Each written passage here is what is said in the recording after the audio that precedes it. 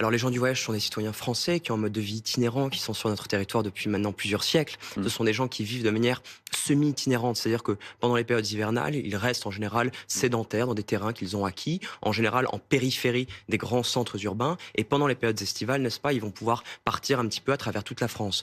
Les aires d'accueil dont nous parlons, ce sont des aires de grand passage, ce sont des aires qui sont somme toute assez ouvertes. En fait, ce sont des aires qui sont mises à la disposition par les départements aux gens du voyage pour qu'ils puissent stationner de manière convenable pendant les périodes estivales. Ce Avec un sont point d'eau et voilà. exactement, avec un accès pour les personnes à Mmh. mobilité réduite, Exactement. avec un accès pompier, etc. Donc c'est quelque chose qui est assez encadré. Donc déjà, sur le propos de l'aire d'accueil, c'est quelque chose qui est en fait assez ouvert et quelque chose qui est assez accessible. C'est pas quelque chose de fermé dans lequel les gens du voyage sont pour peut-être se protéger du monde extérieur. Mmh. La seconde chose, c'est qu'aujourd'hui, les gens du voyage ont vraiment la volonté de, comment dirais-je, collaborer, que ce soit d'un point de vue judiciaire, que ce soit d'un point de vue politique, que ce soit d'un point de vue culturel, social, avec les Français. Ce sont des Français comme les autres et ils sont ouverts aujourd'hui. Et lorsqu'il y a des enquêtes de ce type, bien évidemment, ils sont ouverts. En général, on va désigner au sein de la communauté une espèce de porte-parole. C'est un pasteur, c'est Mmh. parfois un chef de famille Mmh. qui va un peu jouer ce rôle d'intermédiaire, ce rôle de lien entre la communauté et entre l'État français. Et c'est comme ça que les relations peuvent se créer. Donc, ça ne me surprend pas que la personne vous ait dit que aujourd'hui c'est facile d'entrer en contact Mmh. avec les gens du voyage et de parler avec eux.